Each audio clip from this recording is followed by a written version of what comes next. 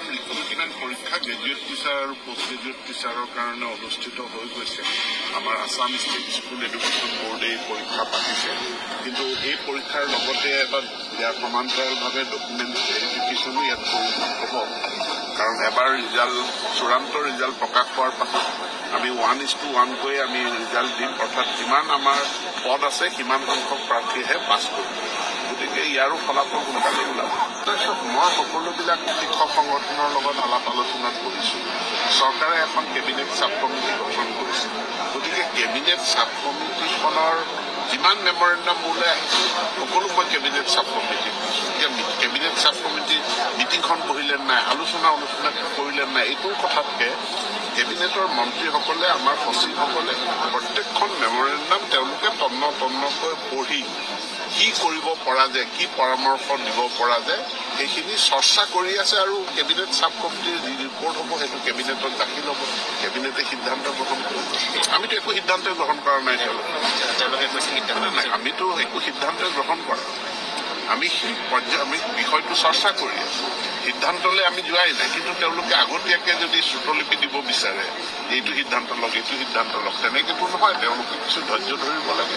তেওঁলোকৰ কথাখিনি যুক্তি সহকাৰে আইনসংগতভাৱে তেওঁলোকে লিখিত ৰূপত কেবিনেট চাব কমিটিক দিব লাগে। আৰু বহুতে দিছে, যিসকল কোনোবাই যদি এতিয়াও দিয়া নাই মোৰ হাতত ডকুমেণ্টখিনি দিবৰ কাৰণে মোলৈ মেইলো কৰিব পাৰে, হোৱাটছএপো কৰিব পাৰে। আৰু প্ৰত্যেকখন দৰখাস্ত প্ৰত্যেকখন আবেদন আমি পৰীক্ষা কৰিম। জনগোষ্ঠী আমি 19টা ভাষাত আমাৰ আছে আৰু 9টা মাধ্যমৰ কিতাপ হৈছে। তাৰ লগতে আমি কিছু কিতাপ প্ৰকাশ কৰাৰ যিটো নতুনকৈ আমি মিচিং, ৰাভা, তিৱা আদি ভাষাও প্ৰৱৰ্তন কৰিম। এই পাঠ্যপুথিসমূহ প্ৰস্তুত কৰিছে, তাৰ যিটো সেইটো প্ৰস্তুত কৰিছে আমাৰ SCERT আৰু সমগ্ৰ শিক্ষাই। কিন্তু পুথিসমূহ ছপা কৰি বিতৰণ কৰাৰ দায়িত্ব সেই জনগোষ্ঠীয় স্বায়ত্তশাসিত পৰিষদসমূহক আমি অৰ্পণ কৰিছোঁ। এতিয়া প্ৰথম আমাৰ যিসকল শিক্ষক আছে সেইসকল শিক্ষকৰ ভিতৰতে এই জনজাতীয় ভাষাত পাৰদৰ্শিতা থকা যিসকল ব্যক্তি আছে তেওঁলোকক বাছি উলিওৱা হৈছে আৰু তেওঁলোককে সেই বিদ্যালয়সমূহত নিয়োগ কৰা হ'ব, যাতে তেওঁলোকে পাঠদান কৰিব পাৰে। আৰু সেইটো এইটো বুনিয়াদী স্তৰ। লাহে লাহে ই যেতিয়া উচ্চ স্তৰলৈ আহিব তেতিয়া নিশ্চিতভাৱে সেই ভাষাৰো টেট পৰীক্ষাৰ কথা আহিব, তেতিয়া আমি সেই ওপৰত চাওক। ইয়াৰ ডকুমেণ্ট ভেৰিফিকেশ্যন চলি আছে। ডকুমেণ্ট ভেৰিফিকেশ্যনটোৰ সময় লাগিছে আৰু লগাটো স্বাভাৱিক, কাৰণ বহুখিনি অভিযোগ, প্ৰতি অভিযোগ বা বহু ভুৱা ডকুমেণ্ট আমাৰ হাতত ধৰাও পৰিছে। গতিকে এইখিনি এটাৰটো প্ৰক্ৰিয়া চলি আছে, কি কয় ডকুমেণ্ট ভেৰিফিকেশ্যনৰ। আৰু এটা এডভাৰটাইজমেণ্টৰ বিপৰীতে যি আবেদন পত্ৰ গ্ৰহণ তাৰ জাননীখন খুব এইকেইদিনতে ওলাব।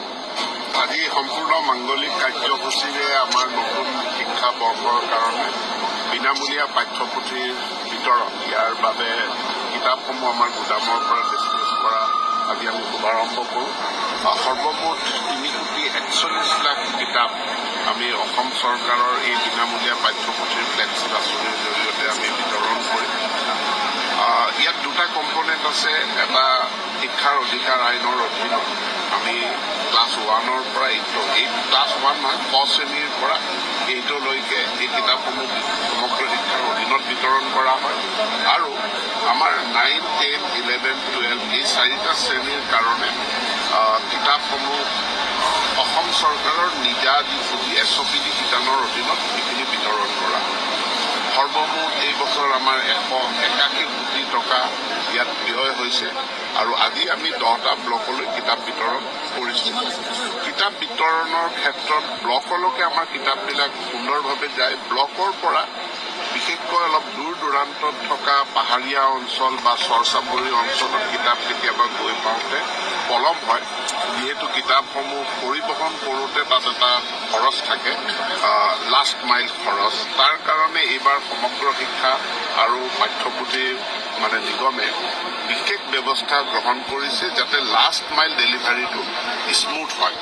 আমি প্ৰায় 9টা মাধ্যম আৰু 19টা ভাষাৰ কিতাপ আমি প্ৰডাকশ্যন কৰোঁ। ইয়াতে গতিকে এইটো এটা বহুত প্ৰত্যাহ্বানযুক্ত কাম অন্য ৰাজ্যৰ নিচিনা এটা বা দুটা ভাষা নহয় আমাৰ 9টা মাধ্যমৰ বিদ্যালয় আমি পৰিচালনা কৰোঁ আৰু এই কিতাপসমূহ সেইকাৰণে বাছনি কৰি মানে নিৰ্বাচিত বিদ্যালয়সমূহত কিতাপবিলাক প্ৰাপ্ত কৰাই দিয়াৰ ক্ষেত্ৰত আমি বিশেষ যত্ন ল'ব লগা হয় যোৱা বছৰৰ তুলনাত এই বছৰ আমি এসপ্তাহ আগুৱাই কিতাপ বিতৰণৰ কাৰ্যসূচীটো আৰম্ভ কৰিছোঁ তাৰ কাৰণে মই পাঠ্যপুথি নিগমক মই ধন্যবাদ জনাইছোঁ তেওঁলোকৰ প্ৰচেষ্টাত প্ৰশংসা লাভ কৰিছোঁ আৰু আজি মই ঘোষণা কৰিছোঁ যে 2025 বৰ্ষটোত আমি আমাৰ পাঠ্যপুথিসমূহ টেক্সটবুকলৈকে যাতে আমি কনভাৰ্ট কৰিব পাৰোঁ PDF ইতিমধ্যে আমাৰ আছে আমাৰ কিতাপসমূহ ডাউনলোড কৰিব পাৰে কিন্তু তাক আমি টেক্সটবুকলৈ কনভাৰ্ট কৰাৰ কাৰণেও এটা প্ৰকল্প ল'বৰ কাৰণে মই পাঠ্যপুথি নিগমক অনুৰোধ আমাৰ টেট কাম ৰিক্ৰুটমেণ্ট পৰীক্ষা গ্ৰেজুৱেট টিচাৰ আৰু পোষ্ট গ্ৰেজুৱেট টিচাৰৰ কাৰণে অনুষ্ঠিত হৈ গৈছে আমাৰ আছাম ষ্টেট স্কুল এডুকেশ্যন বোৰ্ডে পৰীক্ষা পাতিছে কিন্তু এই পৰীক্ষাৰ লগতে এটা ইয়াৰ সমান্তৰালভাৱে ডকুমেণ্ট ভেৰিফিকেশ্যনো ইয়াত প্ৰয়োজন হ'ব কাৰণ এবাৰ চূড়ান্ত ৰিজাল্ট প্ৰকাশ হোৱাৰ পাছত আমি 1:1 কৈ আমি ৰিজাল্ট দিম অৰ্থাৎ যিমান আমাৰ পদ আছে সিমান সংখ্যক প্ৰাৰ্থীহে পাছ কৰিব গতিকে ইয়াৰো ফলাফল সোনকালে ওলাব তাৰপিছত মই সকলোবিলাক শিক্ষক সংগঠনৰ লগত আলাপ আলোচনাত কৰিছোঁ চৰকাৰে এখন কেবিনেট চাব কমিটি গঠন কৰিছে গতিকে কেবিনেট চাব কমিটিখনৰ যিমান মেমৰেণ্ডাম মোলৈ আহিছে সকলো মই কেবিনেট চাব কমিটি কেবিনেট চাব কমিটি মিটিংখন বহিলে নাই আলোচনা কৰিলে নাই এইটো কথাতকে কেবিনেটৰ মন্ত্ৰীসকলে আমাৰ সচিবসকলে প্ৰত্যেকখন মেমৰেণ্ডাম তেওঁলোকে তন্নকৈ পঢ়ি কি কৰিব পৰা যায় কি পৰামৰ্শ দিব পৰা যায়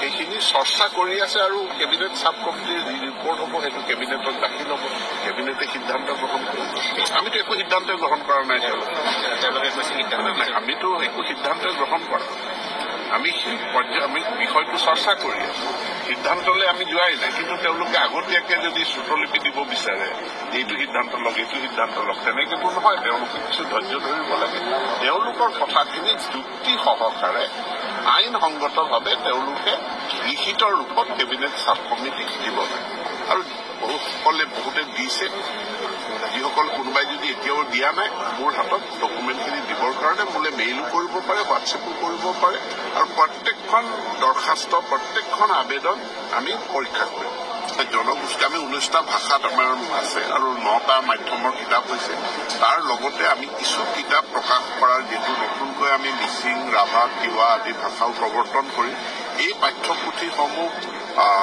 প্ৰস্তুত কৰিছে তাৰ যিটো টেক্সট সেইটো প্ৰস্তুত কৰিছে আমাৰ SCERT আৰু সমগ্ৰ শিক্ষাই কিন্তু পুথিসমূহ ছপা কৰি বিতৰণ কৰাৰ দায়িত্ব সেই জনগোষ্ঠীয় স্বায়ত্তশাসিত পৰিষদসমূহক আমি অৰ্পণ কৰিছোঁ এতিয়া প্ৰথম আমাৰ যিসকল শিক্ষক আছে সেইসকল শিক্ষকৰ ভিতৰতে এই জনজাতীয় ভাষাত পাৰদৰ্শিতা থকা যিসকল ব্যক্তি আছে তেওঁলোকক বাছি উলিওৱা হৈছে আৰু তেওঁলোককে সেই বিদ্যালয়সমূহত নিয়োগ কৰা হ'ব যাতে তেওঁলোকে পাঠদান কৰিব পাৰে আৰু সেইটো এইটো বুনিয়াদী স্তৰ লাহে লাহে ই যেতিয়া উচ্চ স্তৰলৈ আহিব তেতিয়া নিশ্চিতভাৱে সেই ভাষাৰো টেট পৰীক্ষাৰ কথা আহিব তেতিয়া আমি সেই ওপৰত ইয়াৰ ডকুমেণ্ট ভেৰিফিকেশ্যন চলি আছে ডকুমেণ্ট ভেৰিফিকেশ্যনটোত সময় লাগিছে আৰু লগাতে স্বাভাৱিক কাৰণ বহুখিনি অভিযোগ প্ৰতি অভিযোগ বা বহু ভুৱা ডকুমেণ্ট আমাৰ হাতত ধৰাও পৰিছে গতিকে এইখিনি এটাৰটো প্ৰক্ৰিয়া চলি আছে কি কয় ডকুমেণ্ট ভেৰিফিকেশ্যনত আৰু এটা এডভাৰটাইজমেণ্টৰ বিপৰীতে যি আবেদন পত্ৰ গ্ৰহণ তাৰ জাননীখন খুব এইকেইদিনতে ওলাব আজি সম্পূৰ্ণ মাংগলিক কাৰ্যসূচীৰে আমাৰ নতুন শিক্ষাবৰ্ষৰ কাৰণে বিনামূলীয়া পাঠ্যপুথিৰ বিতৰণ ইয়াৰ বাবে কিতাপসমূহ আমাৰ গুদামৰ পৰা ডিছপ্লেচ কৰা আজি আমি শুভাৰম্ভ কৰোঁ আমাৰ টেট কাম ৰিক্ৰুটমেণ্ট পৰীক্ষা গ্ৰেজুৱেট টিচাৰ আৰু পোষ্ট গ্ৰেজুৱেট টিচাৰৰ কাৰণে অনুষ্ঠিত হৈ গৈছে আমাৰ আছাম ষ্টেট স্কুল এডুকেশ্যন বোৰ্ডে পৰীক্ষা পাতিছে কিন্তু এই পৰীক্ষাৰ লগতে এটা ইয়াৰ সমান্তৰালভাৱে ডকুমেণ্ট ভেৰিফিকেশ্যনো ইয়াত প্ৰয়োজন হ'ব কাৰণ এবাৰ চূড়ান্ত ৰিজাল্ট প্ৰকাশ হোৱাৰ পাছত আমি 1:1 কৈ আমি ৰিজাল্ট দিম অৰ্থাৎ যিমান আমাৰ পদ আছে সিমান সংখ্যক প্ৰাৰ্থীহে পাছ কৰিব গতিকে ইয়াৰো ফলাফল সোনকালে ওলাব। তাৰপিছত মই সকলোবিলাক শিক্ষক সংগঠনৰ লগত আলাপ আলোচনাত কৰিছোঁ। চৰকাৰে এখন কেবিনেট চাব কমিটি গঠন কৰিছে। গতিকে কেবিনেট চাব কমিটিখনৰ যিমান মেমৰেণ্ডাম ওলাই আহিছে সকলো মই কেবিনেট চাব কমিটি কেবিনেট চাব কমিটিৰ মিটিংখন বহিলে নাই, আলোচনা কৰিলে নাই, এইটো কথাতকে কেবিনেটৰ মন্ত্ৰীসকলে আমাৰ সচিবসকলে প্ৰত্যেকখন মেমৰেণ্ডাম তেওঁলোকে তন্নকৈ পঢ়ি কি কৰিব পৰা যায়, কি পৰামৰ্শ দিব পৰা যায় সেইখিনি চৰ্চা কৰি আছে আৰু কেবিনেট চাব কমিটিৰ যি ৰিপৰ্ট হ'ব সেইটো কেবিনেটত দাখিল হ'ব, কেবিনেটে সিদ্ধান্ত গ্ৰহণ কৰিব। আমিতো একো